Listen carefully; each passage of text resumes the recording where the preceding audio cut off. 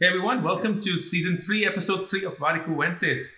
I remember I had attended some years back an event where the Honorable Prime Minister of Singapore was also present, and he was having a conversation with the audience. And one of the audience members got up and asked him a question, what keeps you up at night, Mr. Prime Minister? And he had a fantastic reply to that. He said, I've realized over years that 99% of the things that would keep me up at night are beyond my control. And the day I realized that, I began to sleep well. 99% of the things that would keep me up at night are outside of my control. And only when I realized this could I sleep well at night. And that's so powerful because it could only come from a wise man. It is the reality, we all know it, and yet we somehow don't act on it.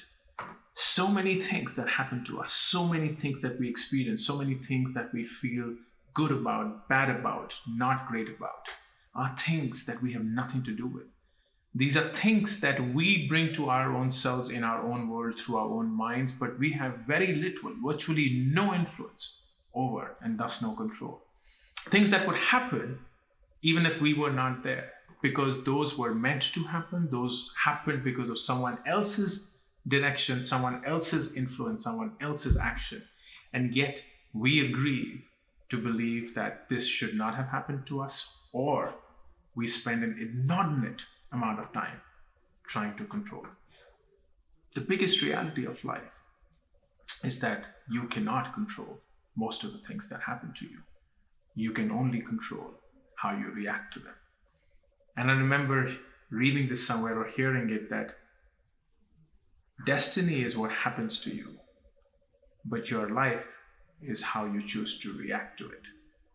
And that is so powerful. Destiny is what happens to you, but your life is what you choose how to react to it. Because every day, if we begin to see that we cannot control all the things that happen to us, but we can definitely control our mind, our belief system, our values, through which we react to everything that happens to us, we suddenly are left free. We suddenly do not live every single waking second of our life trying to wish for something to happen, trying to force something to happen, trying to predict something to happen. Instead, we're just centering ourselves and be completely ready for anything at all.